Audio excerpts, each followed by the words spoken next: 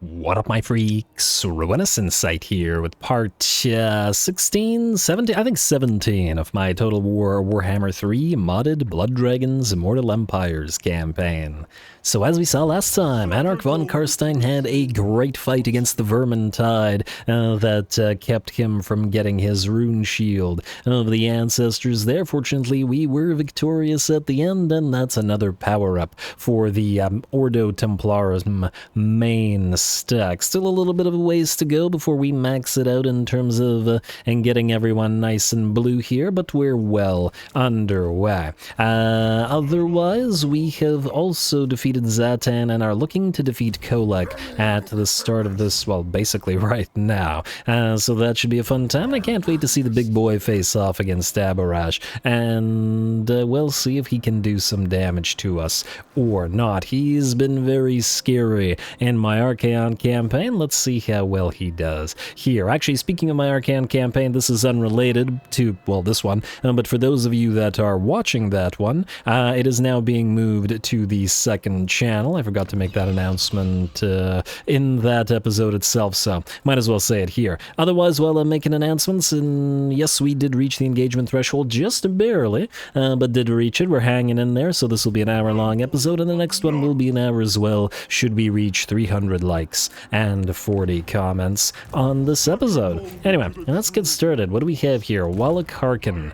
I think you're going to have to sit still for another 2 or so turns, depending on whether the witch hunters spawn. Actually, a couple more turns, but if we kill off a few more Empire troops, we'll probably get it a little bit faster. Zacharias. You're still on the way to Castle Carasson, and I'm kind of sick of you taking a long time to move, so we're going to risk it, and we're going to move you in March stance. Now, let's hope you don't get hit immediately by a ton of Wood Elf armies while you're in this state, especially as well. You have a lot of Graveguard here, which would thus be very, very vulnerable. We also still need to take a mountainous territory with you. I guess we could loop him around to Skaven Blight afterwards. We'll see if Skaven Blight is tier 5 by now, but I imagine that it is, so should be good. Abarash, it's time. Let's get to Coac, shall we? We're going to have Rudiger go to Kirik Vrag, and auto-resolve it. Teensy bit of damage, but nothing we really care about. We'll raise it for the metal. And Speed Elite Coast, that's fine. Rudiger will probably make you into another army. Stay right here for now. I guess just stand a stance. You're going to need to head to this worthy foe encounter to activate it for Abarash. Abarash, it looks like you can reach Gorger Rock, so what we need to do now is declare war on Coac. He's not at war with anybody, so I guess we declare war on him directly. Whoa. The heck? Look at this, the Dolgan. They've taken all the ruins of the territories we've destroyed from the Chaos Dwarfs, Might be a decent idea to take Carag Doom and then put a keep here. I mean, on the other hand, we don't really care about any of this. It's not like they threaten our keeps or anything. I'll think about it. It depends on whether we bother sending Abarash to Astrogoth, but he has moved a little bit closer to us now, so there is potential, and he has such a good defeat trait. It's tempting, I gotta say. But anyway, declare war. You will fail. And what do we have at the Challenge Stone, incidentally? Sounds like a place Abarash might enjoy. It is a tier 4, eh? Could wait until it's tier 5 and then come back for it, not necessarily with Abarash's army. Anyway, we're headed to Gorger Rock. Coac is beside it and is in march stance, so we should be able to hit him here. Hit him here, hit him hard. Good. Close victory, low casualties. We'll see about that. But I imagine that should be about accurate. Oh, there's basically nothing in the garrison itself, which kind of makes sense. Well, we can overrun the garrison while we fight Coac's army proper. Go.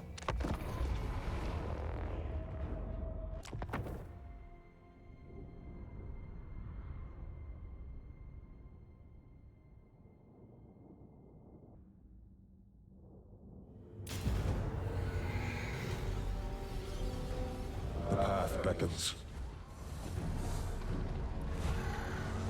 Alrighty, here we go. This is probably going to be a very quick battle. The enemy stands absolutely no chance, but, well, we're going to fight it anyway. The purpose of this isn't really to deal with the relatively minor enemy army and garrison, but for Abarash to fight Coac. So, the way, I love the jumping of the skeletal cold ones there. Well, I mean, the regular cold one animations of them jumping into combat. It's so adorable when they hop in and, you know, murder you. Anyway, we're gonna send the Inner Circle Knights and the regular Knights of the Path in to clear the enemy garrison out. There's really nothing here that that would threaten them in any ways. It's a tiny garrison made up of primarily hobgobs and I think 2 units of Chaos Dwarfs. So yeah, easy time work our way through them. We've also moved our Bloodkin Aspirant over here to deal with this Hobgoblin Archer unit just by himself and the zombie spam that he has available to him. So yeah, plus these guys don't generally get to fight nearly as much, so since they're acting as supporting units most of the time, he can enjoy himself. Anyway, looks like that Chaos Dwarf Warrior unit just backed off rather than join the Goblin Laborers in fighting the Disciples of the Path, but I suppose that does make sense. The enemy garrison is nearly fallen, just a couple more units to destroy while Coac has appeared on the field, and we're going to send Abarash directly towards him to fight. Let's watch the charge of the Knights of the Path into the enemy Chaos Dwarfs here while Abarash makes his move. And when he gets there, we can watch the duel. And then I might speed up through some of the rest of this battle, mostly because, well, we're here for one reason only. Abarash wants one thing, and it's disgusting. Anyway, looks like the Chaos Dwarf Warriors are down to nearly about half HP. Abarash has not yet reached Coac. We're not even moving all of our infantry. They're sort of just blobbed up back there, waiting to see if the enemy even decides to... Okay, I've lost sight of the Chaos Dwarfs. See if the enemy even decides to go for them. Or possibly blobs up around Abarash versus Coac, I guess we shall see. Ooh, nice air on those stunties. Looks like all of them will be getting back up as they got punted uphill rather than down. Oh, that looked painful. Right into the rocks. Alright, I don't think this one's getting back up though, damn. Alright, and Abarash heading towards Coac and the rest of his army. Now feel free to speed it up a little bit and drop on down on the big boy. Out of curiosity, Coac has what, 5,000, 6,000 mass? 6.3k. Yeah, quite a lot of mass. Does Abarash have enough stagger resistance or mass to prevent being knocked around by Coac, is the question. And hey, Coac calling in some Hounds of Pestilence, or Chaos Warhounds rather, to move on in. And oh, I just realized we're essentially exchanging lightning bolts here, as Abarash's weapon has the lightning ability, and Coac's got lightning as well. Funnily enough, since lightning invigorates and powers up dragon ogres, I would wonder whether using such a weapon against Coac would be a bad idea. Though on the other hand, it may amuse Abarash to use a lightning weapon to defeat a lightning character. Anyway, it looks like Coac's down to about half HP, blinded and exhausted, while Abarash is fine, though he has lost his barrier now, and has just, I think, taken his first after-barrier hit. Now, that said, the doggos are out, and Coac is in pretty darn bad shape. Some dragon ogres try to move in and then immediately run away, or at least try to, but I guess are now stuck engaged. Or no, they're going to continue backing off. Alright. Probably the smart choice. How would the regular dragon ogres react when they see Coac himself struggling like this? Alright, well, that's going to be a few more animations, but it looks like Coac's down to about 20% of his HP. A few more units are going to move in to help by the looks of it. We may have to clear them out a little bit with a spell, just so that they stop interfering with the duel. And here comes I think it's, yes, Rain of Blood and Fire coming down. Huh, did that actually knock out a dragon ogre? Kind of surprised by that. But anyway, looks like... Wait, oh, there he is. I thought Coac disappeared in the Rain of Blood and Fire as well. Where are you going, Coac? Where are you going? Come back here. Come back and fight. Alright, just speed it up a little bit, and there we go. One more hit and down. Will he go? Alright, no problem at all for Abarash. Rest of the fight should be pretty darn easy. I'm just going to speed it forward while the rest of the army heads, I guess, towards ours. Now, it looks like they did send a unit of Hounds of Decay towards our main stack here as well, but, well, that was always going to go poorly. Alright, I'm moving on in. This is a fairly dark battle, so it might be difficult to see all that much, though at least we have the glow of the glaives and the glow of the eyes of our units, plus the glow of the Hounds of Pestilence. Sadly, I was about to say Hellpit Abomination, the Chaos Spawn here, and a Doombolt comes down from something. Hellpit Abominations. No, not Hellpit Abominations, Chaos Spawn. I had the word Abomination in my head, so I was like, these are abominations, but yeah. Chaos Spawn have no glowing elements to them at all, so they're very difficult to see in all this.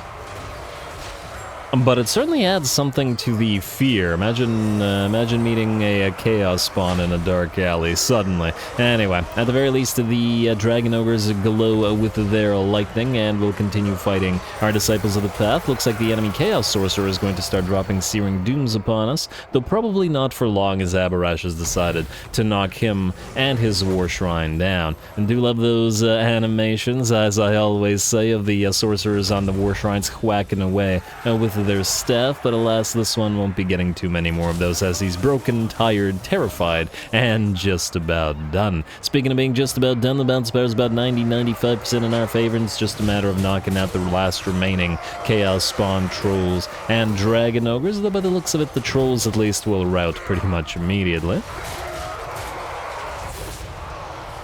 But it looks like these ones came back, though not for long, because once again their leadership is pretty garbage. 35 leadership on the Chaos Trolls.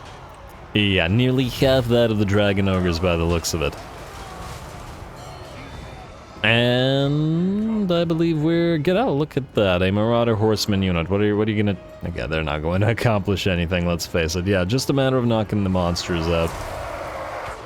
I was hoping to find a unit with the glowing weapons in here. Man, we've been getting a lot of night battles lately, much fewer day battles. But I suppose it is a change of pace, and we did get episodes where we had nothing but day battles, so... We'll see what else this particular episode has installed for us, since we're just getting started. Anyway, the enemy army shatters, and it's just a matter of bringing down the last of the enemy Chaos Spawn, just the one remaining, and down it will drop, and with that, the battle's fully ours. I don't... Oh, wait. No. Coac's army is in march stand, so we don't need to chase. Good.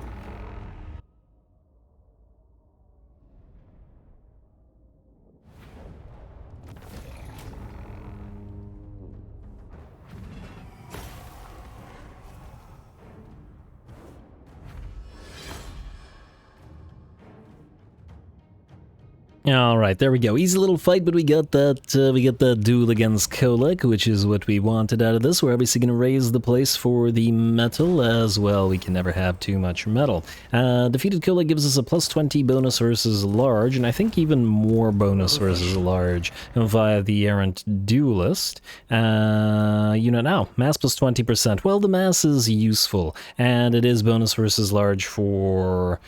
fighting Chaos Forces specifically, but it appears to be only for Abarash, which makes this aspect of the trait relatively useless. If it was perhaps for the entire army, maybe a little bit better, but it's still a little bit too specific for us to care about. Still salty about Kazrak, though. Maybe he'll come back. Abarash tried to go after this little army, though I imagine it will run. And run indeed it shall, but oh well. Assuming that we ignore the Challenge Stone...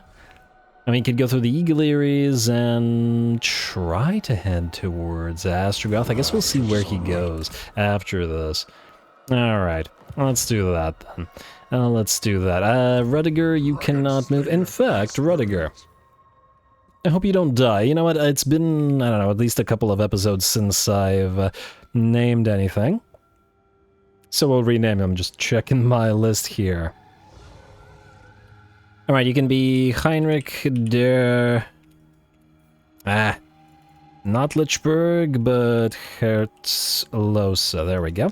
You will be Heinrich now. And you will go to that worthy phone counter before we send you back to Jarnagrund, where hopefully you will generate a new army. Let's see. Who else can we name? Ordo Profundum. I don't believe we've named any of the Depth Guard as yet, or at least none in this army. So, the two first will be the Inglorious, or there's no the Inglorious Drowned.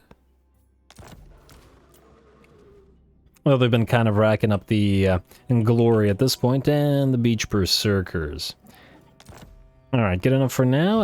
Let's see. Go to, well, just name a little bit of everything. I guess while we're here. Where's our Blood Dragon army? You're all the way back here, Walach. You, Blood Dragon Cataphracti, can be the extended family. Alright, and I don't know, how do we name these guys? Blood Dragon Knights, Blood Dragon Knights. The Crimson Chevaliers. Let's name two of them. Bloody Grail Knights. Alright. Okay, that was two names in there, and let's get a couple names in the Ordo Templarum army. Name them all a little bit. Let's see, what would work here? You. And the Crusaders, simple and to the point. And I'll start with the Knights. Knights of the Thirst. I mean, I guess we could have... Nah, it doesn't really matter. We'll add more names to everything as we go, but I think that's good enough for now. Let's keep on moving. Edmund von Sinclair... Okay, fine, not so much moving with you. You can sit at Middenheim for now. Anarch, we have 4 turns until Karazakrak is a tier 5 and could be fortressed or bloodkeeped up. So let's go to Karagdran. Or let's raise it or sack it or whatever is there and then return to Karazakarak afterwards. Get a little bit of XP and such. And do we need to build anything while we're on the way? I mean, not really. We could build one of these warrior tents, but it's superior to build those in Aberash's army. Also, you're kind of maxed out. It's just march stance you over. And this way we'll save a few turns. Might even just take a detour down to Black Crag. I wonder what tier it is. If it's tier 5, it might be able to... it might be worth our time. And then there's 8 Peaks right beside it. Well, keep going for now, Anarch. We'll see what you can get up to all the way over here. Abyssal Revenant. What do we have here, Quetzal? Are these guys going to be defending it well enough for you to... Yeah, it doesn't look like it. I can probably raise it. Let's pop the Banner of Swiftness on you, and you know what, let's double check the XP and see if we can't get any... Bloodkin Thralls. We could make you into these guys. We do have capacity for them. Yeah, why not? 1, and we'll need another capacity for another, but yeah, well, fine. What about you guys? Do we have any capacity? We do, so you... Huh? Okay, wait, we have to undo that and redo it. You. Oh, for the love of... Okay, wait. It gets stuck like that sometimes. Hopefully it works now. Okay, now that one works, and now you're out of capacity. Alright, so we need one of each capacity. Gotta watch out for that Martial Valor as it is dropping. Let's see, that's you. And that is 800. Dude, that is a lot. Alright. Alright, we'll put 1 point in there, but let's not go overboard because we're running out of Martial Valor already. Damn. At least when these Inglorious Drowned and Beach Berserkers upgrade to Elder Reavers, we can upgrade 2 more of the regular Ordo Profundum guys. Yeah, you can be another Deck Ravager. And I guess you can be another one of these Promethean Reavers, which are really defensive units by the looks of it. 67 melee defense at no veterancy. Curious to see how high we can make that climb. And combine them nicely with the Deck Watchers, with 2 extremely defensive units to be able to hold ground super efficiently. Nice. Let's get you some XP while we're at it. Okay, we're obviously not fighting. This is a waste of our time. Alright, let's raise this. And... oh, no, you're going the wrong way. And hey, perfect vigor for you. Swell. Now we don't have to waste the point. And we got a Tormentor's Sword for another Bloodkin Thrall at some point. You're going to go down to Oishel. And I think raise another Bloodkeep here. I'm thinking maybe we raise 1 Bloodkeep for every order here. 1 at Itza, 1 at Oishel, and 1 at the Awakening, assuming that we can make them at tier 5. Itza's nearly there, but we would like to defeat Golrok possibly with Abarash, if we can make that happen, so we'll see. What do we got here? We should probably go to Immortal Horror, but frankly, nothing's been really threatening Mr.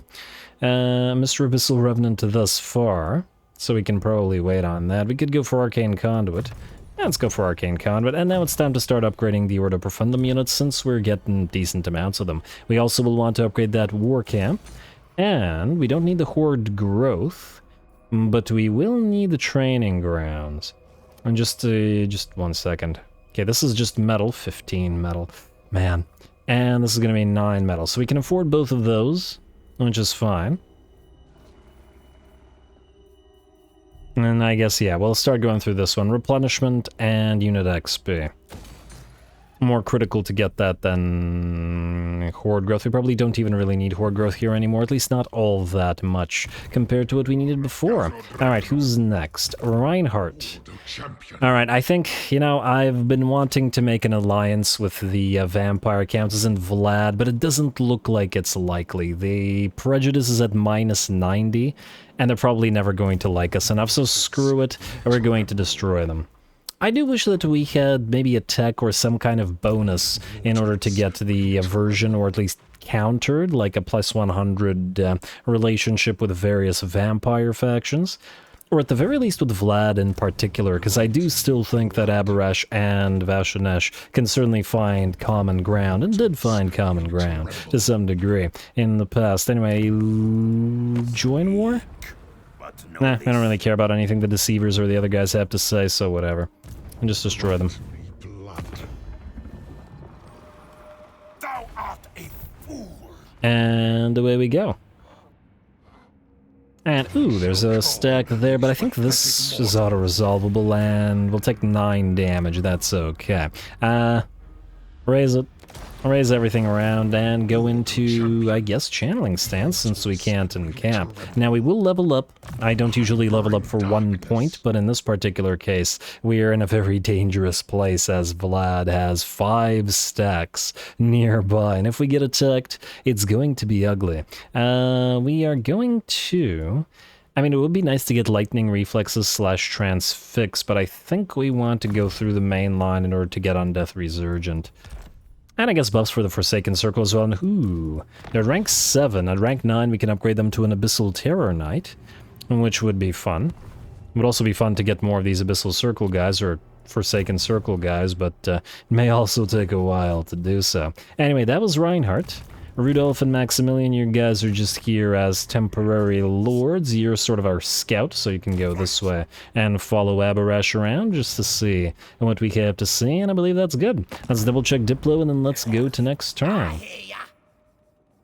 I don't think we care about piecing out with any of these guys, especially Grimgor, who's upgraded back to tier 3, or rank 3, which means he probably has a new big ol' stack on the field. Nice.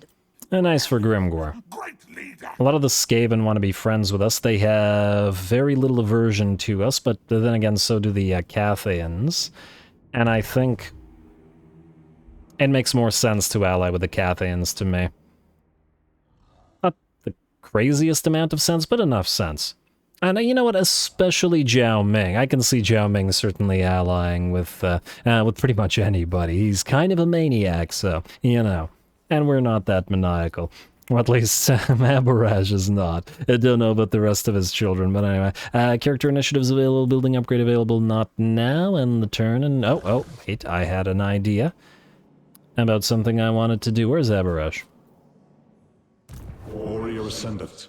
We milled through the Bloodline Champions, and yes, we have a Virtue of Immortal Disdain, and I do want one of each hero in his army. So we're gonna put you in there. Alright, that's the Blood Dragon one. Now we just need a champion of every type. And ooh, you... Wait.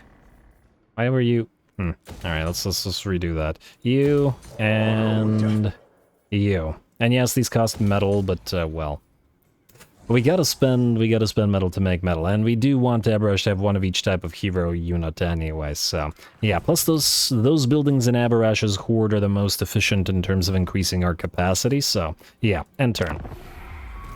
Alright, and Edmund, you're still kind of hanging around. That's just fine. I wonder if our...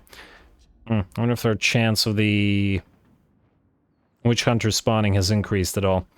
I really hope they don't spawn here. They might just because we have 2 lords around there, but what can you do? Gorok.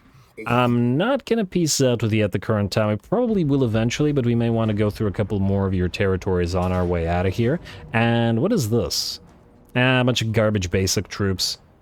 Oh, you're around Nuln. This is Nuln's defenses. I mean, we could fight this, but it's basic Imperial troops and they're not even at full health. I think it's not worth our time. At least not right now. Let's release the captives, I guess, mostly because enthralling them would serve very little purpose. At the current time, at any rate. And that looks like an end turn. Lovely. Alright, freebooter for Zachariah Saratep, armor +6 for Maximilian Jaeger. Anything else important?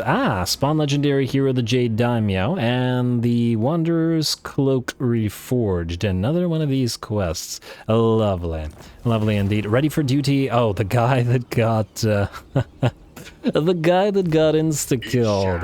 Arabe von Stahl, I'd like to take a look at you. Witch Hunter's attack imminent? Oh, 2 turns, 3%, just gotta get it up by 1 more percent. Come on now. And, ooh. Oh, this guy looks great. Look at you, sir. You looking real fancy. A very nice model indeed. He has the same type of shield as Abarash does without the glow, but with the dragon scales and stuff on it. I like the Be'lakor-like shadow blade defects, as it were. Not Shadow Blade, the Dark Elf Assassin, just the Blade of Shadows. What do we have here? Revelant Slaughter, ward save. In death, use Sir Vanguard deployment for Thrall units. Oh, that's interesting. Oh, that's real interesting. Now, here's the question. Does this count Thrall Adept Knights, or does it only count Thrall Infantry units? When a battle with a unit of enslaved Revenant Knights, I have to wonder... Since it's with Knights, if this counts Thrall Knights as well, that would be real nice. Devastating flanker for enslaved Revenant Knights and salved. Why does it have the Abyssal Terror Knight and the Forsaken Circle there? Okay, that I don't know about, but this is actually quite interesting. If the Vanguard deployment works for Thrall Knights, we could put you into Heinrich's army and give him a bunch of different knight types, which could potentially work. Okay, go to the Worthy Foe encounter while you're here, by the way. And what the heck? Well, this looks different than it was before. You managed to make contact with a dragon willing to share some of its knowledge and powers in return for tribute. You may also challenge the dragon, if you dare, by defeating it in battle. You will earn its respect and assistance in addition to all other rewards. You will encounter the dragon again later. The Ritual of War. You have no intention of slaying a dragon ally, but a display of war prowess will prove you a great commander deserving loyalty. Defeating this opponent in battle will earn all of its rewards. Defeating this dragon in battle will earn all of its rewards. After fighting this dragon, you may encounter similar ones again. So this is Imric's thing. Obviously, we're going to challenge the dragon. I'm just taking a look at all this. Increases your influence, and you'll encounter it later. Yeah, challenge the dragon, challenge the dragon. Alright, and...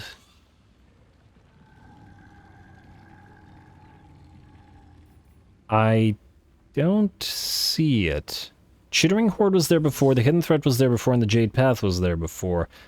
And so was the Trident of Mathlan. Nothing... that was odd.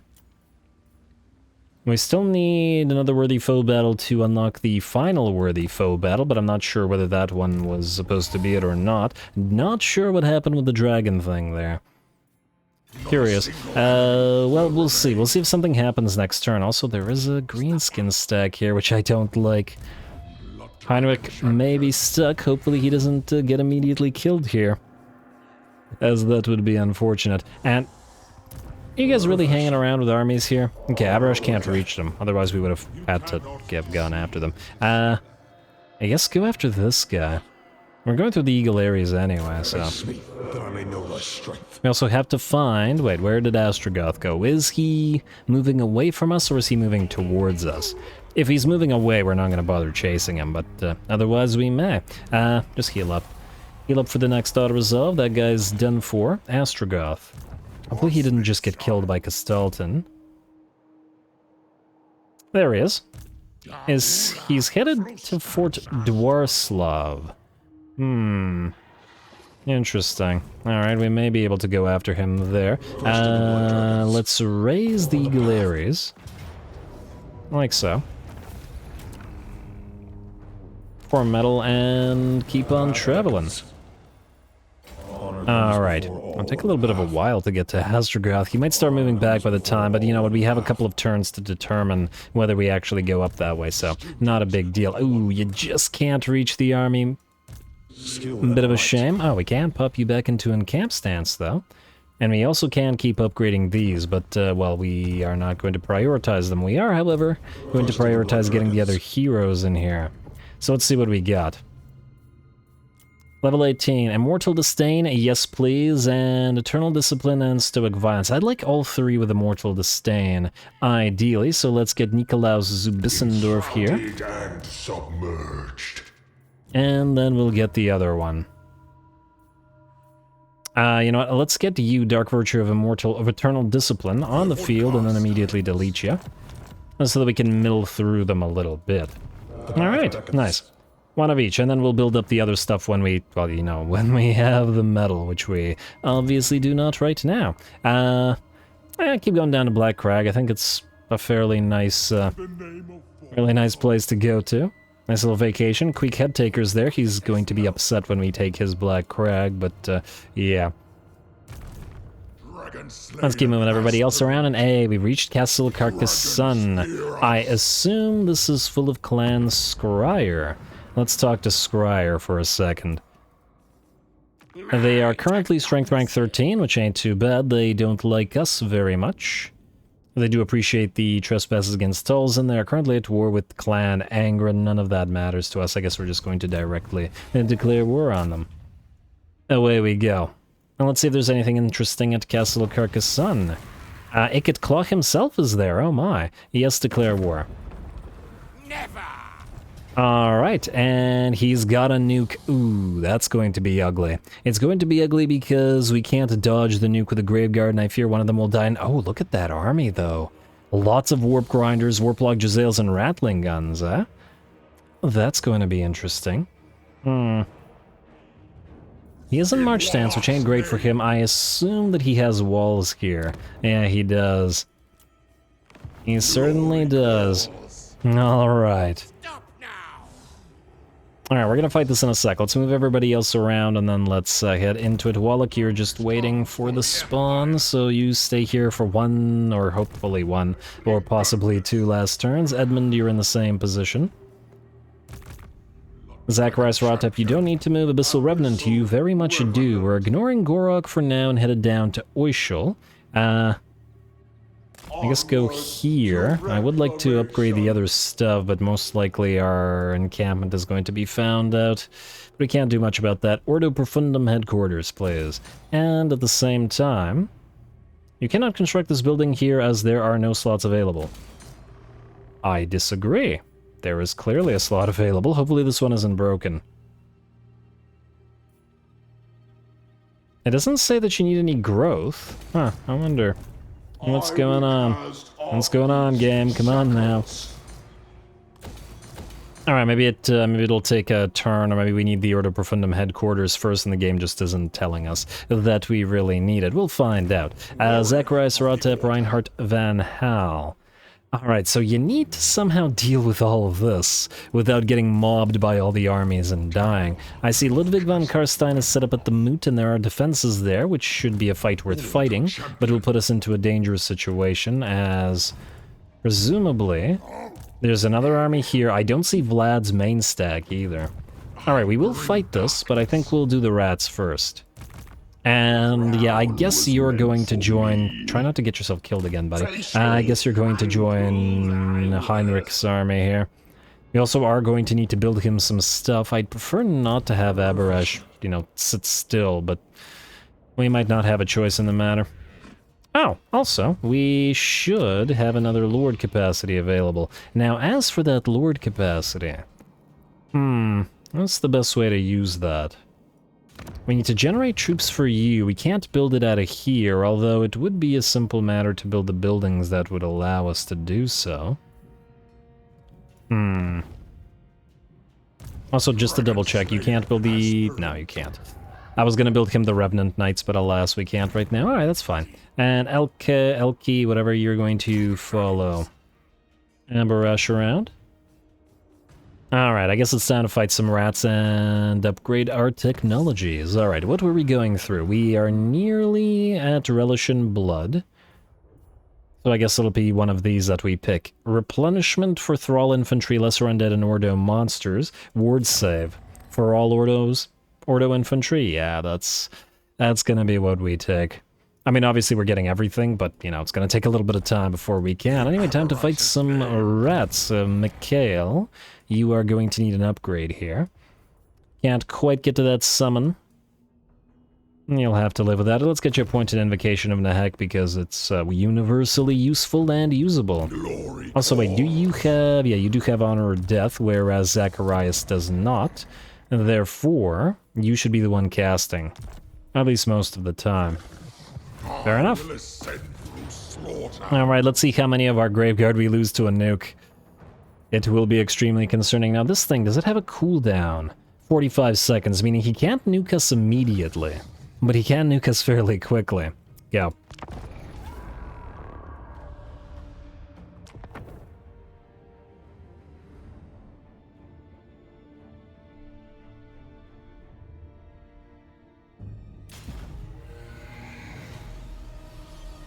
Chasing perfection.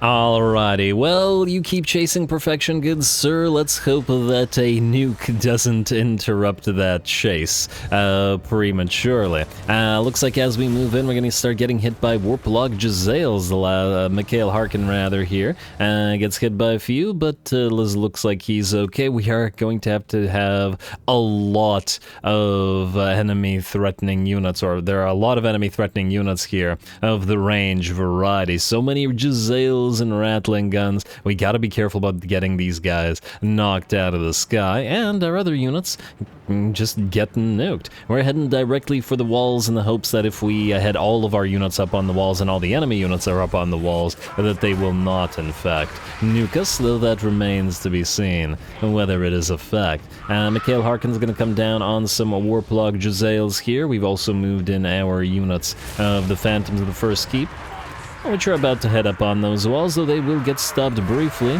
by a unit of clan rats, and well, if it isn't a nuke. Just as the clan rats pin them in place, these Skaven decide to drop the unit on both of our Phantoms of the First Keep. This is such a Skaven move. I gotta applaud the AI out of that one. The smoke clears, the radioactive warp dust doesn't matter to our ghostly friends here, and by the looks of it, they've only lost about half their HP. One did get knocked out by the nuke, but that's really not so bad. Because of their 5% ward save and 65% physical resistance, it looks like they're okay. I think the regular...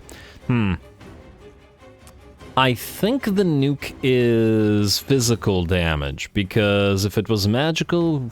it might have wiped these guys out. On the other hand, since they only have 20 models, they may have enough HP on each individual model, such that the nuke just didn't kill off the units, even if it was magical damage. I don't remember. What I do know is that they have survived the nuke, and the rest of our forces are free to head up towards and over the walls. Looks like the rattling guns are firing away at our lord here. Zacharias is still pretty okay in terms of HP, but we did have to pop an Invocated Oath on him to heal him up. Gotta keep those rattlings and those Jezzails engaged wherever we can. There is also an enemy Plague Claw catapult all the way back here,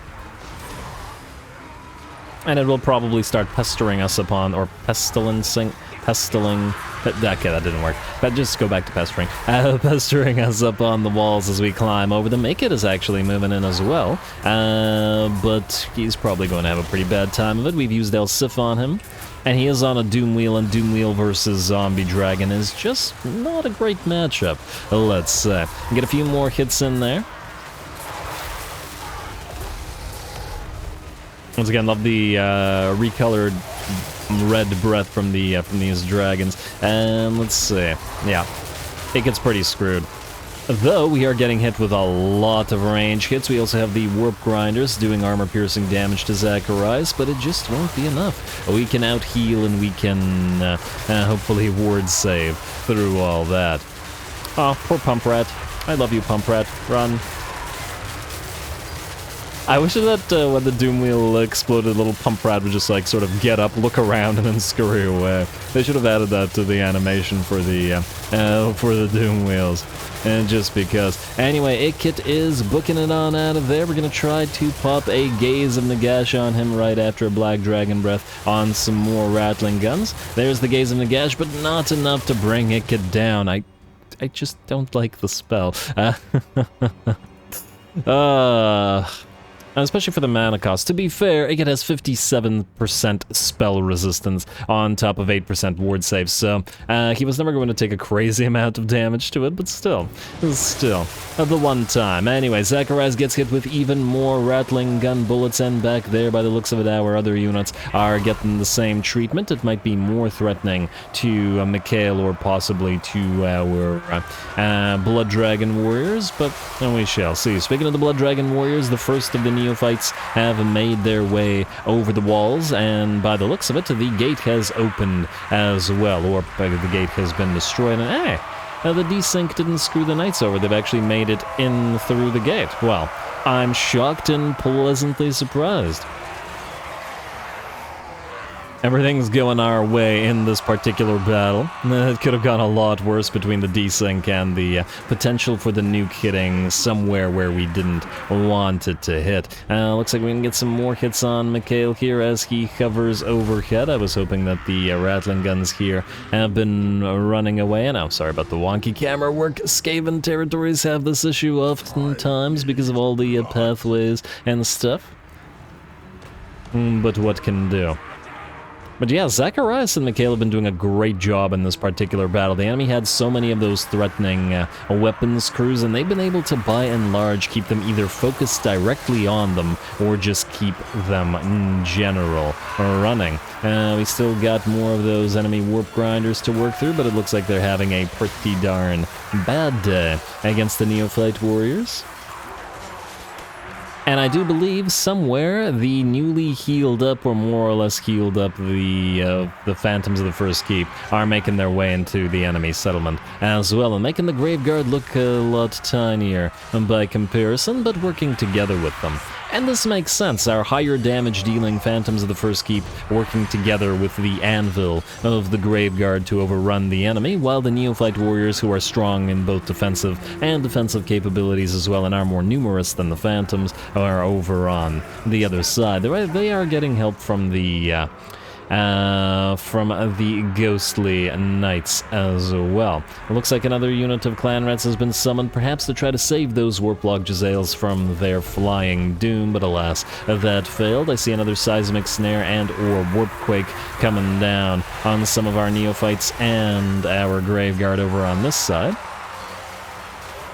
But we're keeping everybody nice and healed. Without all those weapon crews, the enemy just doesn't have the damage they need to actually threaten this army anymore. Especially since, well, we've got a lot of defensive capabilities on the Graveguard. They're losing units here and there, but we're keeping them healed. And damn, surprisingly decent amount of air on some of our Graveguard units as the enemy decided to... was it the Warp Grinders that can knock them around? Surprised they have the mass to do that. I guess perhaps the hits of the Warp Grinders themselves have some kind of knockback effect, maybe? Or maybe it was something else that knocked our units back. But anyway, keep the contest up.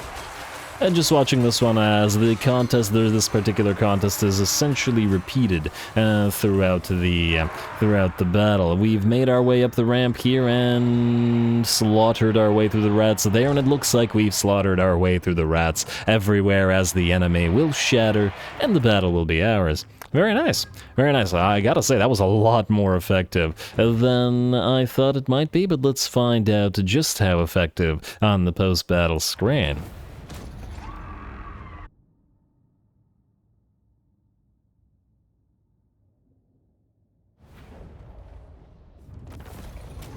Ooh, all right, I will readily admit it. We got so lucky there. The fact that the AI decided to nuke our 2 units of phantoms rather than anything else was just an absolute stroke of luck. These guys were too tough to destroy with the nuke and only lost about half their HP, which we were able to recover. If they had nuked any of the Graveguard units, probably several of the Graveguard units, I'd say at least 3, would have been instantly wiped out on contact with the nuke, but not so much the Phantoms. Ooh, very nice. I'm glad that we won't have to rebuild these guys, well, at least until we encounter Scryer again. And, well, they've been with us forever. They're rank 9, so good job to the Gravy boys. Scroll of Power. And I don't know what kind of keep to raise here, but I guess since it's a Blood Dragon Ordo that moved here, we'll construct a... or Blood Dragon Army that moved here, we'll construct the Blood Keep here. I'm curious, though. Is it Profundum because of the relative... Ooh, wait, we can build Manan's Dry Docks? Is that what you're telling me right now, game? Yeah, but it'll be level 1, so we won't be able to take it immediately. Huh. That's curious. I'm actually wondering whether we can actually do that or not, but anyway. And, this was basically no level here either. We're going to have to stick around and protect this. No choice in the matter, and there's really nothing we can build because we have no growth. Alright, it's gonna take some time to get you up and running. And damn, the growth is slow. Do these things increase the growth? Yeah, we just gotta get to tier 1. 3 turns? Alright. I guess we'll take the time to reduce or just destroy everything around Carasson. May have to walk into the woods for a little bit as well. I wonder if we can, doesn't look like we can build anything at the Oak of Ages, but most factions get a, like, Defiled Oak of Ages or whatever version there. But anyway, that was the second to last of the libraries. That was the Library of Carasson. Once built by the Order of Seneschal's Knights, the Library of Castle Carasson is a place of great power and danger. Those foolish enough to seek its forbidden knowledge risk losing their sanity or even their souls, for the secrets contained within these pages are not meant for mortal minds. And yet for those with the strength of will and the courage to face the horrors within, the library offers the chance to unlock the greatest mysteries of the vampire race and harness the power of the undead for their own twisted purposes. Out of curiosity, but can throw Black Grail Scries. Oh, it's non-specific. Alright, so it's fine that we raise the Blood Keep. As in the Ordo Draconis Keep, I guess. Works for me. And we now have another Lord capacity. We should probably park one here, though frankly, Zacharias is basically stuck in this location. I was thinking about ferrying some units, but at the same time we can use precious metals to raid stuff. Can't get one set up here at Jar Nagrun, mostly because of these guys, although...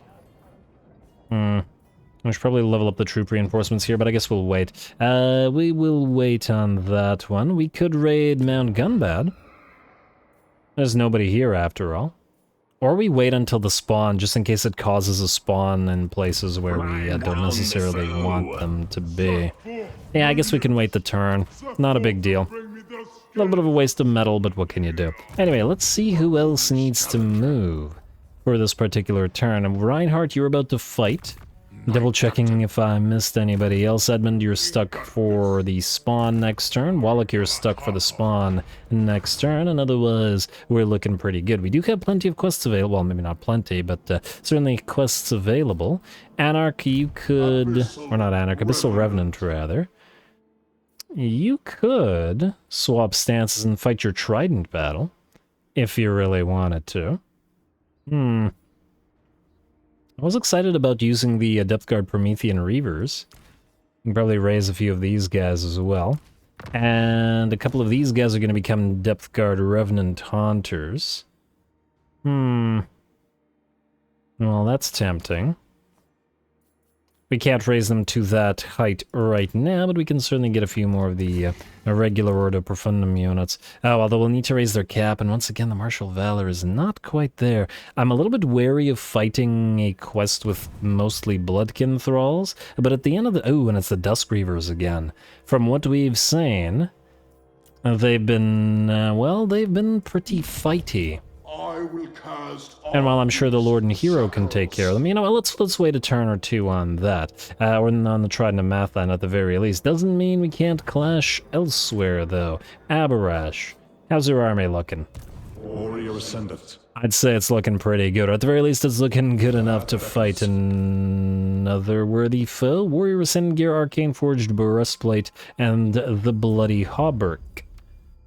And I want to check out these Zomborgs and the other freaky rat things here. So, my lord, strange creatures have been reported by scouts venturing into the deep wood. Their like has not been seen before, and considering the size of the creatures present within their forces, if these reports are not exaggerated, surely such nightmare-ish things would prove worthy of our blades. Let's find out. Wait. I was about to say, is this guy in the army yet? But he's not. As in the hero. Oh, we'll have to transfer units anyway. Ooh, wait, that's a problem. We can't do that yet. Yeah, we'll definitely need to raise another lord here. Alright, fine. Teleport. We'll deal with that after. For now... Ah, the dreaded placeholder. I've seen a lot of that in my day doing QA for games. Ah, placeholder. Ratborgs and rat golems. I'm excited to see what these guys look like on the map and how tough they are as well. Let's find out.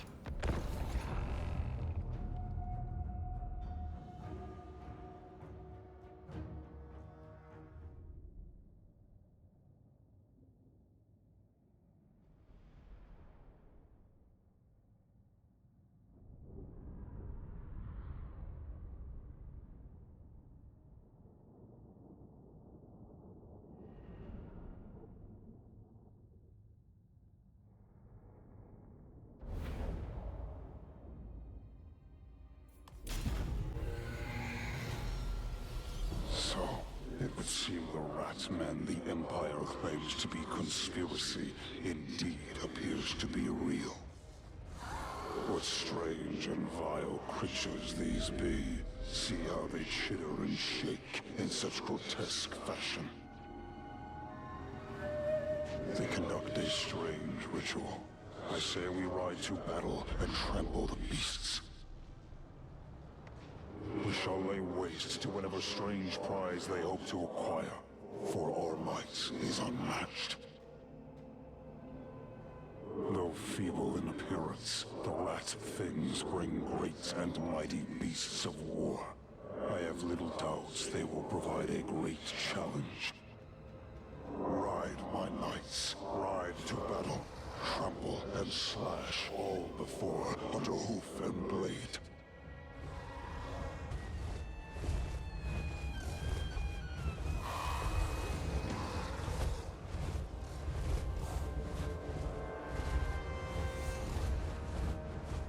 Alrighty, here we go. Let's take a look at those Ratborgs and that rat golem here. I mean, if anybody in the setting is going to build something like this, it's probably going to be the Scave. And at the same time, I guess the Soul Grinders also do have the this sort of energy about them, and the rat golem is a Soul Grinder chassis by the looks of it. Very similar in any, right?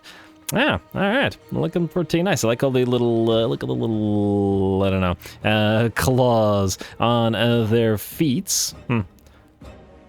The power arm, whatever you want to call this thing, really reminds me of 40k orcs. Very, very similar to orky power armor. But yeah, wonder how effective these guys are going to be. Let's see, they're tier 5, missile strength 254. What kind of missile damage do they have here? Low ammunition and low range. Must be something hard hitting at close range. I guess we're about to find out. Fairly heavily armored. They got decent melee and attack and defense stats, but probably nothing we can't handle. Also, what the heck is going on up here? Some kind of, well, a rat ritual going on? It's almost like we can see something in there.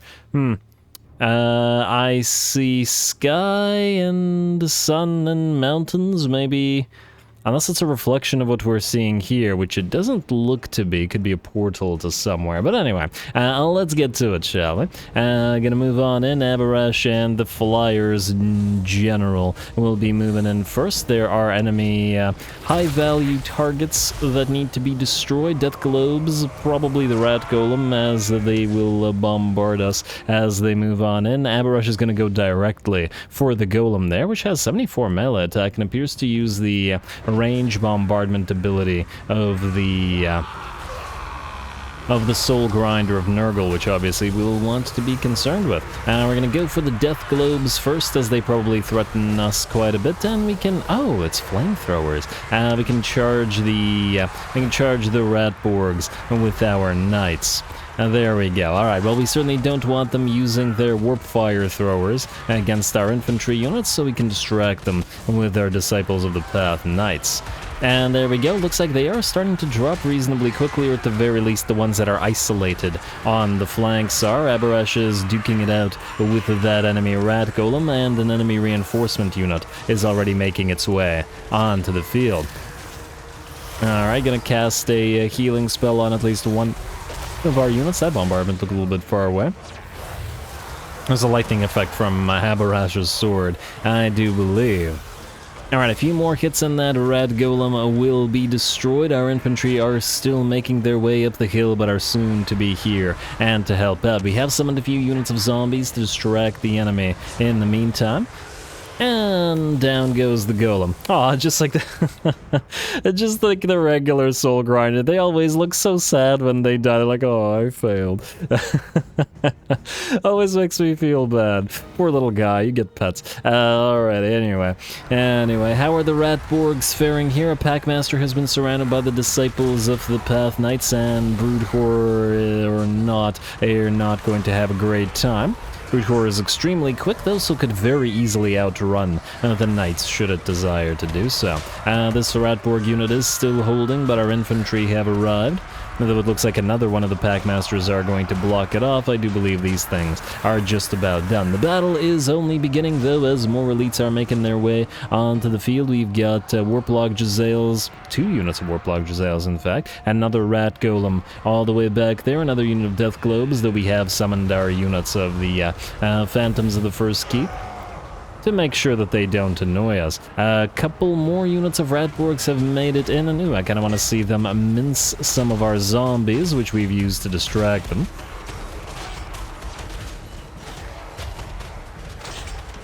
And just for fun. And alright, this one might be a little bit trapped by the pile of zombies there.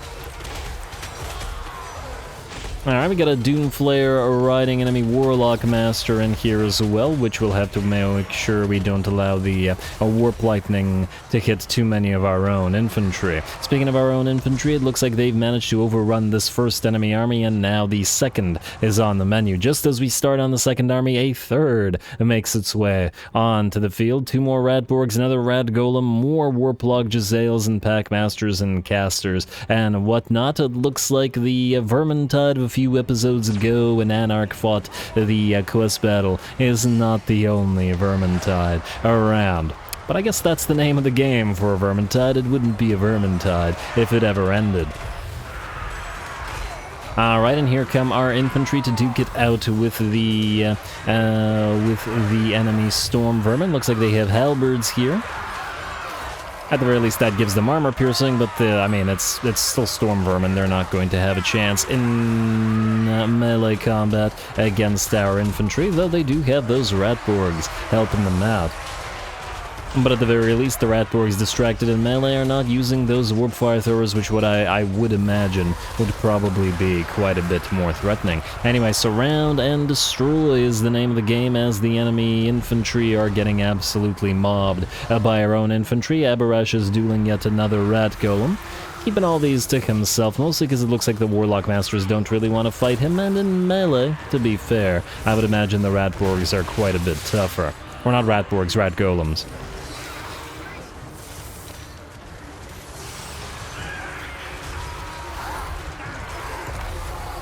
I wonder if the right arm can... Let's see. Oh, right. That's probably where it fires the Nurgle bombardment type thing from. Well, this one won't be firing anymore, as it will, similar to the other one, be really, really sad about the whole state of affairs. Looks like the rest of its army has been pretty much destroyed as well, and we're going to be switching the army's position to react to the next. I don't know whether we're supposed to sort of sit around this ritual location, but it's kind of what we've been doing, so I guess it's kind of what we'll continue to do here. Anyway, let's speed this up a little bit as we make our way towards the next stack. Abarash can move on ahead, and ooh, there is a bunch of rats in this forested area here. Clear at least a few of the chaff out with a spell, but otherwise Abarash will touch down in the middle of the enemy formation. I've kind of lost him. There we go. Knock back some of those rats with that anguished scream, or enraged scream rather. And some black drag or zombie dragon breaths coming down from our units of disciples of the Path Inner Circle. And very nice, certainly knocking a decent amount of those storm vermin out, but it is a vermin tide, and there are more where that came from. Not quite a Ratborg tide, though, as the, it's been 2 units of Ratborgs and 1 unit of the Soul Grinders, or the Rat Golems, every battle. But hey, that means plenty of these guys for Abarash to knock out. And he can continue dueling these guys. And I can continue feeling bad once they get defeated and become all sad. Anyway, over in the background we had a unit of poison wind mortars. Obviously we don't want them firing upon our infantry piles, and we will distract them with our flyers. While this army is being destroyed, yet another army makes their way onto the field. But once again, that's as it should be. Ooh, looks like a Warp Lightning hit directly in the middle of our cavalry force. One of the enemy units of Warplug Jezzails appears to have routed and then rallied, but that's the, that's par for the course for the Skaven. Set up a decent position to fire upon us, though it does look like the trees are bailing us out a little bit over on this side and blocking a decent amount of their shots. Looks like our infantry and cavalry combined have managed, or by the looks of it, only cavalry now, have managed to surround the Ratborgs here, who are shattered and just about done for. There we go. And down they will go. Alright, very nice. Looks like the third army is, if not quite destroyed, very nearly so. Just gotta make sure that we catch those Warplug Jezzails to make sure that they don't fire upon us as we head to the fourth of the enemy armies. Run, little ratties, run. You're shaken and terrified, but probably close enough to the edge of the map that they will run away. Oh, and I see some rattling guns moving in. It's our time for our infantry to get a little bit of action. They fought the first, second, and I guess fourth army, as the third army was, didn't really need their interference nearly as much, as we were able to damage it heavily with those zombie dragon breaths. They really moved in such a way that so much of their army was blobbed together. It didn't work out so well for them. It looks like we have a mutant rat ogre this time around, and there's certainly potential for it knocking out individual models of our units, and we might need to keep, we've been healing this entire time, and I don't see that stopping anytime soon. A reasonably wide sort of battle line we've got going here, but in this particular situation against the rats, this really works in our favor. Against the armies of those Khorne Berserker, or those aspiring champions of Khorne, those Skull Hunters, and all of those guys, we had to do more of a Death Star formation, as those units were so threatening they had to be mobbed by our elites. But since we're fighting rats here, which are all about quality, or quantity, and not quality, at the very least with regards to their infantry, we're better off spreading out our lines in big old battle lines and making a bigger infantry blender rather than a smaller, more effective Death Star. Alright, looks like Abarash has hunted down and killed off the enemy mutant rat ogre. Is that a bone crusher? Yeah, I think it's a bone crusher with a lord, and I believe the last of the enemy armies is done for. There is still an enemy rat golem fighting, and this one Abarash decided to leave to the infantry, as he was busy hunting down the bone crusher. And it looks like these things are unbreakable. Or are they? Waving? Oh, no. Unstable. Oh, it counts as a demonic unit. Makes me think that random vermin lord will pop out and well do vermin lord things.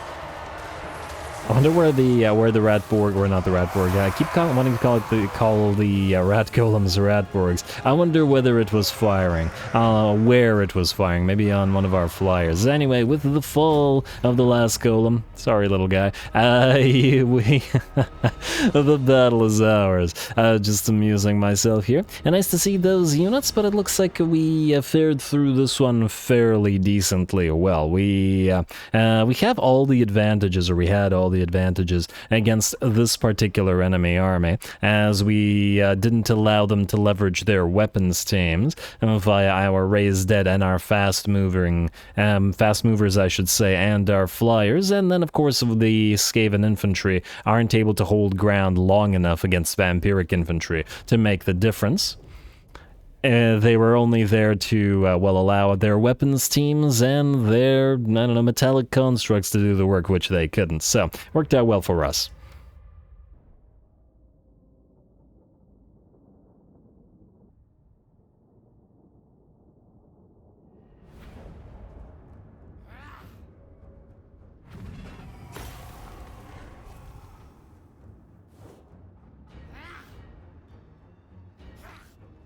Alright, another lovely fight with some cool units. It wasn't a particularly problematic fight, or at least the difficulty wasn't a problem for Aberrash's army in its current state, but I do think that the quest battle did capture the essence of what it means to fight the Skaven. The fact that the enemy armies just kept on coming, even when you thought that they'd stop, there were always more rats around the corner, on top of the crazy techno sorcery going on all over the place. So, very, very nice. We are going to, I guess, it doesn't really matter whether we heal up or not, because we'll heal up over the end turn anyway, and the XP does nothing for us. I don't know, just heal up. Maybe we'll fight another fight. And there we go, Walach, you... Do we give you the Bloody Hauberk?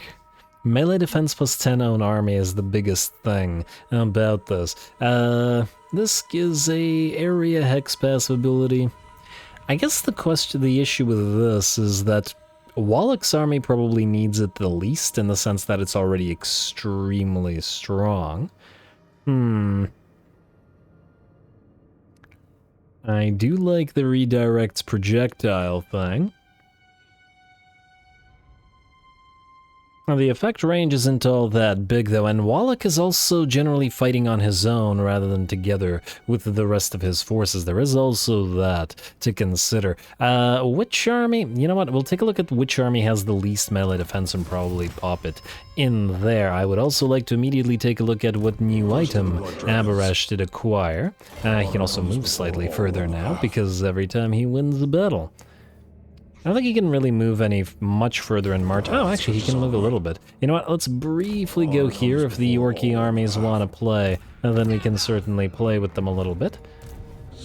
Oh, and we can go back into encamp stance as well, which means, and ooh, we have room to build more Bloodkin Thralls now. That's good, because we did want to build a few of them in a few other armies. Yeah, there's probably nothing there that we will want to build. I just want to double check whether Aberrash's building capabilities are still broken. Immortal Disdain, Maldred Hopt Anderson, get on the field, and yeah, no, he still can't recruit from Aberrash's. Which is a shame, but we can take some of the... wait, can you move immediately? Oh, you can move immediately. Oh, what? Wait, I'm confused. Alright, there we go. What you can do is take Aberrash's Bloodkin Thralls. I was gonna upgrade them to Depth Guard, or not Depth Guard. I was gonna upgrade them to various things, but at the same time, we could trade them back after Aberrash builds some stuff. Though I fear that what's going to happen here is that these guys are gonna try to go after Maldred, and thus Aberrash will fail to have built stuff. Well, we're probably not gonna stick around for 2 turns here to build the Bloodkin Thralls. Or the Adept Knights, I mean.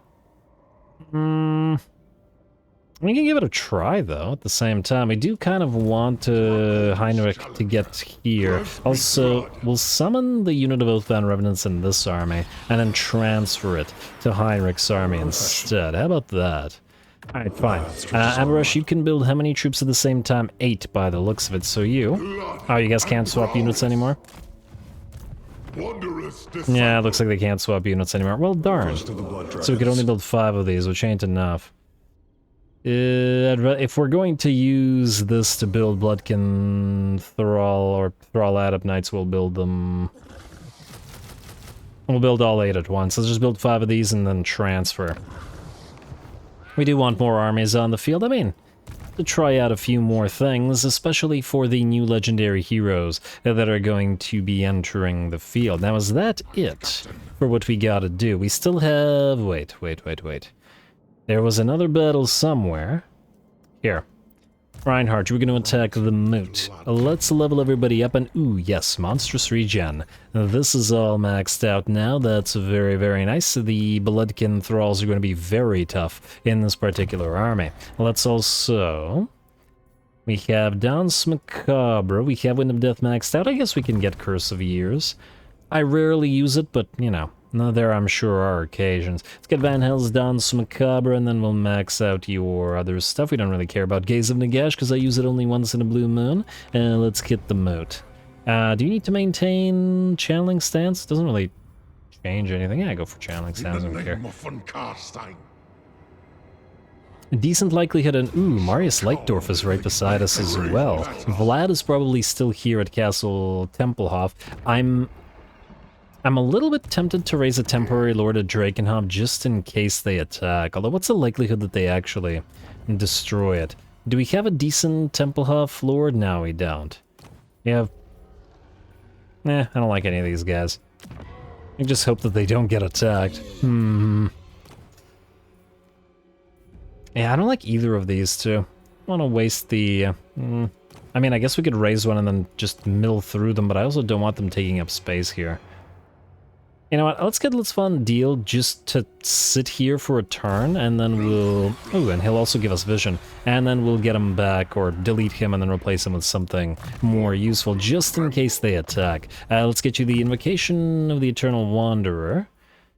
And this requires a rank 10, so you don't have it, but you can still have Smoke and Mirrors and the Hunger, so that you can fight.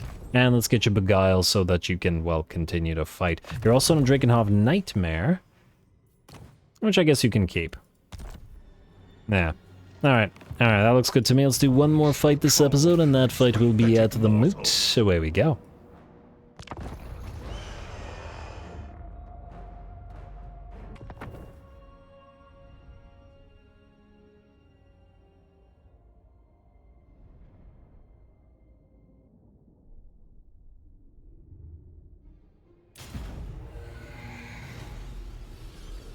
For Castle Drakenhof.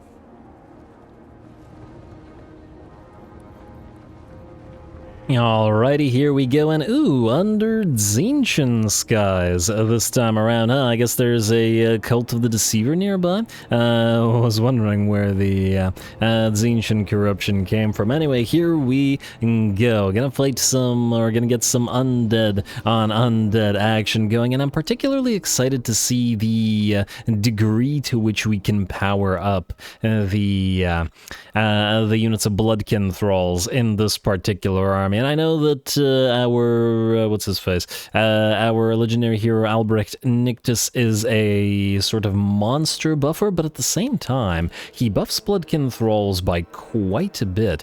Specifically, the 24% ward save that they get through his tree is a massive upgrade to them. They still probably have a relatively low HP per model, so they're still going to be in danger of getting units knocked out.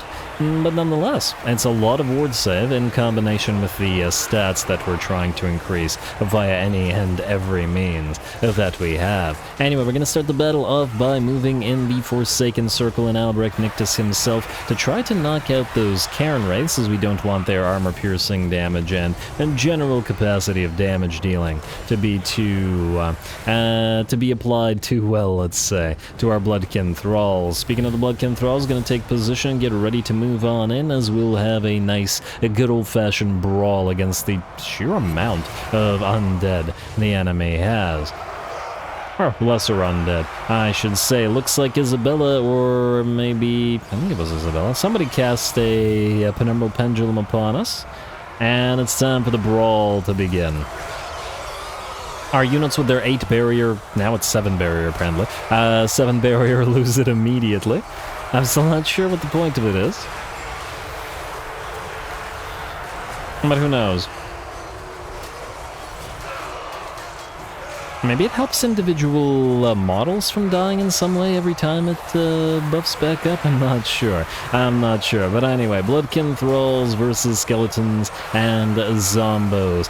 Plenty. We have that Spirit Siphoning or Soul Siphoning effect coming in on everybody around as well, and the Bloodkin Thralls are free to essentially blob up around our units and just fight. The enemy does have those Penumbral Pendulums, but hopefully we can keep them from casting too many. I think from a distance, the Soul Siphoning effect looks really cool, but up close, it's a little bit much and it's a little bit difficult to see through. When it's active anyway, like this, it's fine. Alright, we're going to summon some Fell Bats on the field. I also see, I believe, a Storm of the Night coming down on somebody somewhere. And the Fellbats are summoned in order to attack the tower that's been firing down upon us. Summoned unit after all, and this is a good use for it. Sending the bats to fight the skeletons and zombies wouldn't prove too useful, and the bats would simply be obliterated by the tar-pitting lesser undead. Enemy does have a unit of Crypt Horrors right in the middle of our formations of Bloodkin Thralls, which are applying their poison attacks to them all, which is great for them. I do believe Isabella is or was in here. No, she's still fine. Still at about 80% of her HP. We do repeatedly debuff her. Melee defense and melee attack both reduced by 40. But it's obviously going to be a difficult time. I'm bringing her down. She has that Blood Chalice of Bathory after all. But that's alright. We brought her down before A, and B, the brawl continues, as we haven't really made any headway into the enemy settlement, and the enemy just keeps on sending wave after wave of disposable lesser undead at us. This is appropriate, and this is absolutely, once again, what it should feel like to fight the vampire counts, as in the regular vampire counts. And just endless waves of lesser undead. Reminds me of that great Kemmler battle we had earlier in the game, though that was with us using Graveguard, so it was almost like it was almost a little bit more of a like-on-like battle than this is. Even though our infantry are, well, hardly in the elite corner, but they're going to be better than something like a Graveguard unit, at least in terms of base stats. Well, the Graveguard units are more armored, and that's going to be at least a little bit more troubling for the Bloodkin Thralls, as they lack the armor piercing, but we do have our flyers to dish the damage out. Isabella, is she still alive? Well, alive is a strong word, but looks like she is. Still about 30% HP remaining, but she has reached her healing cap. They're going to keep popping those Spirit Leechers from Albrecht Nictus, and we have been trying to focus her down with all of our Lord and Heroes this entire time, so yeah, damn. Just keeps healing up, and there's that Blood Chalice of Bathory activating, and, well, she ain't going down yet. Alright, and the brawl continues. These guys have been in the fight for such a long time. Piles of zombies and skeletons lie beneath them, but there are always more to work through. Looks like they are knocking out models of Graveguard with a reasonably decent speed. We're probably lucky that the enemy has only sword and board units and not the Graveguard with great weapons here, as they'd be a lot more threatening to our own. This is sort of a contest between non-heavy armor-piercing units versus non-heavy armor-piercing units. And we can simply outlast them, plus we have magical and flaming attacks, and on top of that anti-infantry, and lots of melee defense at 73, though our own Graveguard armies still have a higher melee defense than this. It's still pretty damn good. Especially since this is still a damage dealer unit, after all. And one other good thing is that this entire, well, I don't know about good thing, but the good thing about staying in a blob like this, and well, speaking of blobs, more and more undead are arriving and the battle ain't over yet. Speaking of the blob thing, we have pretty much every single unit, or nearly every single unit, in this army that is susceptible to going into Rampage. Albrecht Nictus and the Forsaken Circle and all of the Bloodkin Thralls are all liable to go into Rampage, so keeping them in a blob like this does work out, as a single unit won't become isolated and then destroyed because we can't control them. So it does work here. And just going to allow them to continue cutting through the enemy slowly but surely. Anyway, if nothing else, this is probably a decent way for the Bloodkin Thralls to train themselves up a little bit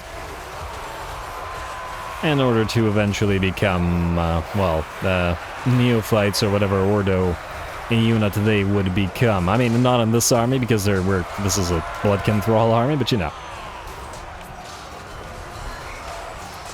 The Thralls should outnumber the regular Ordo units anyway, and judging by how the Valor keeps gating us, as in it's difficult to acquire enough to upgrade everything we want, that is probably going to remain as such. Might even build another army that's got a decent amount of the Bloodkin Thralls as well, but probably mixed up with something else. We'll have to think about that, depending on how much space we have for it.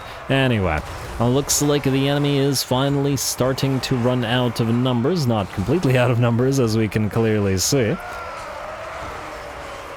Could have probably used a few damaging spells ourselves, but it was fun to allow the Bloodkin Thralls to do this in sort of a melee-on-melee brawl. And I'm sure our big boys, Albrecht Nictus and the Forsaken Circle, had plenty of fun here as well. We'll eventually have more Forsaken Circles, and probably at least a couple of units of the other flyers in this army, which will allow them to do all that much more damage while remaining in the blob and everybody rampaging all together. Friends rampage together, folks.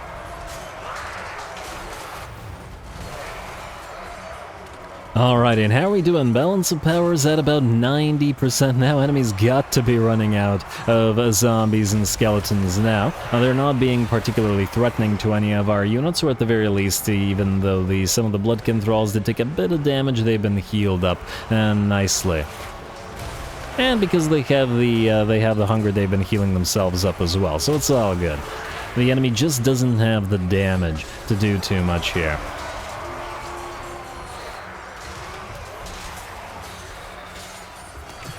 But it is fun to watch. Alright, and by the looks of it, with the enemy numbers dwindling, the enemy lord actually still hasn't made his way to the actual fight, but we can go hunt him down with our flyers as soon as we're ready. There we go, very nice, very nice.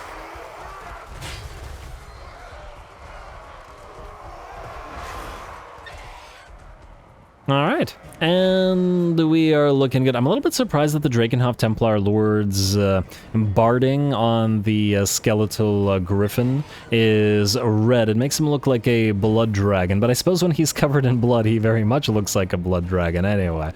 So I guess that that does work. He does have blue feathers at the helmet there, some plumes or whatever you want to call those. pieces of helmet design.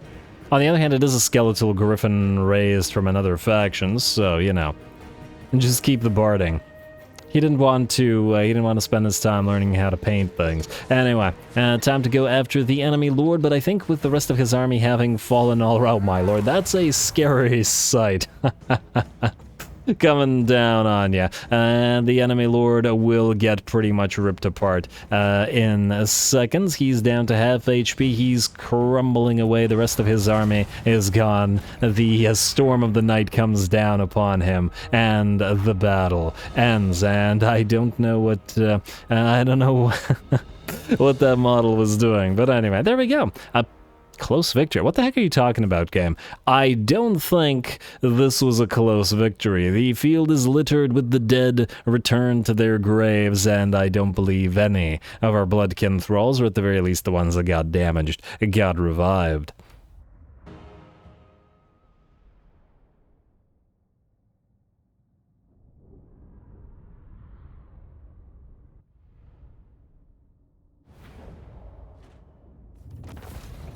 All right, very nice. I enjoyed that fight immensely. The fact that we didn't have the area of effect damage or area damage that we usually rely upon with Ordo infantry just made it a good old-fashioned slugfest. Lesser vampires versus hordes of lesser undead. Props to Isabella for fighting so long, as it took a while for Albrecht and Reinhardt to bring her down, though the two did get plenty of damage throughout the fight, and so did the Forsaken Circle. 46k. Very nice to them. Happy with the army's performance so far, even if it is only Thrall infantry, and excited to see what they can do as we give them more monsters. Let's raise the place for all that metal.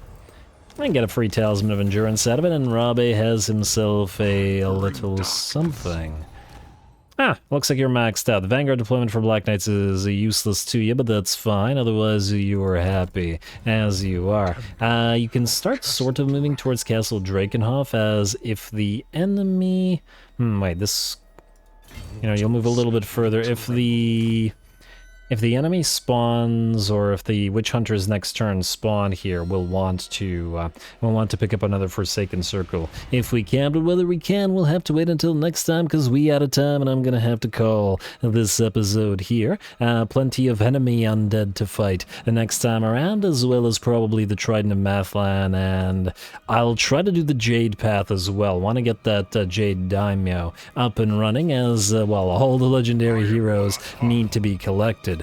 Before we go, though, one last thing, because I apparently have very short-term memory, or poor short-term memory, or just a poor memory. I want to take a look at what this new breastplate would give us. Oh, Breastplate of the Worthy gives us another redirection. Oh, well, that's just lovely. It won't stop the enemy from annoying us with the... or at least the rat enemy from annoying us by stopping us in our tracks with their Howling Warp Gale, but at least we have this. Still gotta get that cape, still gotta get the... Now we have legs, we have Talisman, and I wonder if this is the last weapon that we're liable to get. I'm still not sure about Dragon's Lament versus Hackspill versus Heart Piercer. I really like that extra 20% ward save that Heart Piercer gives us, and the Sadistic Snare is nice. The Clarion Call is also nice, but it's also for basically the, I don't know, 16 seconds, not doing too much, but it is much less damage with Heart Piercer than it is with the Dragon's Lament. 100%, oh, it's a lot of extra damage, up to 1.2k when we have all the kills. But anyway, we'll keep trying. Abarush is going to be ludicrously strong either way, and we'll see him in action some more next time, so stay tuned. Don't forget to leave those likes and comments below, especially to Threshold for the hour. All glory to the algorithm, and thanks for watching.